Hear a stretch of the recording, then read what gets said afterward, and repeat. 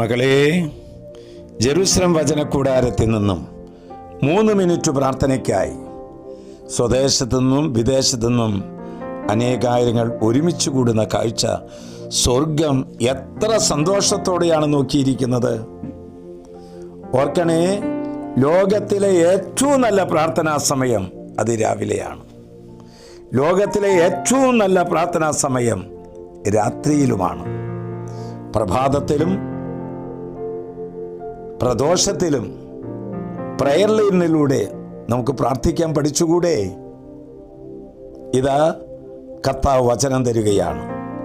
ലൂക്കായുടെ സുവിശേഷം 2-ാം അധ്യായം 51-52 വാക്യങ്ങൾ. അവൻ്റെ അമ്മ ഈ കാര്യങ്ങളെല്ലാം ഹൃദയത്തിൽ സംഗ്രഹിച്ചു. യേശു ജ്ഞാനത്തിലും പ്രായത്തിലും ദൈവത്തിൻ്റെയും മനുഷ്യരുടെയും പ്രീതിയിൽ വളർന്നു വന്നു. ആർക്കാണ് ദൈവത്തിൻ്റെയും മനുഷ്യരുടെയും പ്രീതിയിൽ വളർന്നു വരുവാൻ സാധിക്കുക? ആർക്കാണ് ദൈവം പറയുന്നത് ഹൃദയത്തിൽ സംവഹിക്കാൻ സാധിക്കുക? മക്കളെ, അതിന് ഉത്തമ മാതൃകയാണ് പരിശുദ്ധ കന്യാമറിയം. എന്തുകൊണ്ടാണ് മാതാവിന് അപ്രകാരം സാധിക്കുന്നത്? മാതാവ് ദൈവം വെറുക്കുന്ന 6 കാര്യങ്ങൾ നിരുപാധികം ഉപേക്ഷിച്ചവളാണ്.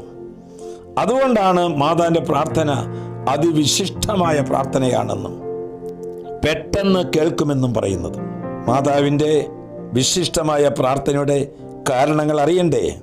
ഇതാ ദൈവവചനം പഠിപ്പിച്ചു തരുന്നു.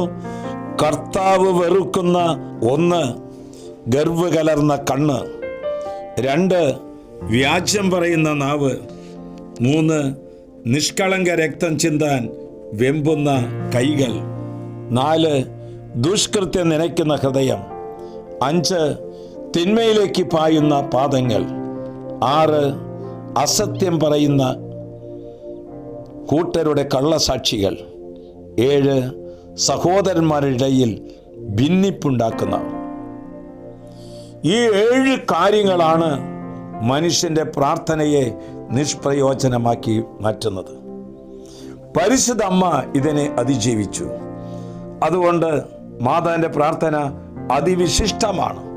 ദൈവത്തിനും മനുഷ്യർക്കും പ്രിയപ്പെട്ടതായിത്തീരുന്നു. അതുകൊണ്ട് മാതാവിനോട് എന്ത് കാര്യം ചോദിച്ചാലും അത് സാധിപ്പിച്ചു തരും. നമുക്കും മാതാവിനെ പോലെ വിശിഷ്ടമായ പ്രാർത്ഥനയുടെ വ്യക്തികളായി മാറണ്ടേ? നമ്മുടെ പ്രാർത്ഥനകൾ ദൈവത്തിനും മനുഷ്യർക്കും പ്രിയമുള്ളതായി തീരണ്ടേ? നമുക്ക് ശ്രമിക്കാം. പരിശുദ്ധ അമ്മയെപ്പോലെ വിശിഷ്ടമായ പ്രാർത്ഥന നടത്തിക്കൊണ്ട് ഇന്നോളം പ്രശ്ന പരിഹാരമില്ലാതെ കിടക്കുന്ന എല്ലാ പ്രശ്നങ്ങൾക്കും പരിഹാരം ചെയ്യാൻ പ്രാർത്ഥനയുടെ ആത്മീയ കൊടുങ്കാറ്റ് എല്ലാ മക്കൾക്കും വീശാൻ പരിശുദ്ധ അമ്മയോട് ചേർന്ന് നമുക്ക് പ്രാർത്ഥിക്കാം. ആശ്വാസപ്രദമായ രാത്രി, പ്രതീക്ഷാ നിർഭരമായ പ്രഭാതം, സൽപ്രവർത്തികൾ നിറഞ്ഞ ദിവസം നൽകി നാം എല്ലാവരെയും അനുഗ്രഹിക്കട്ടെ. ഇതാ മാതാവ് 4ാമത്തെ സുഹൃത പുഷ്പം നമ്മുടെ മുമ്പിൽ വിടർത്തിയിരിക്കുന്നു. നമ്മുടെ കർത്താവ് ഈശോ മിശിഹായുടെ കൃപയും പിതാവായ ദൈവത്തിൻ്റെ സ്നേഹവും പരിശുദ്ധാത്മാവിന്റെ സഹവാസവും നാം എല്ലാവരോടും കൂടെ ഉണ്ടായിരിക്കട്ടെ, ഇപ്പോഴും എപ്പോഴും എന്നേക്കും.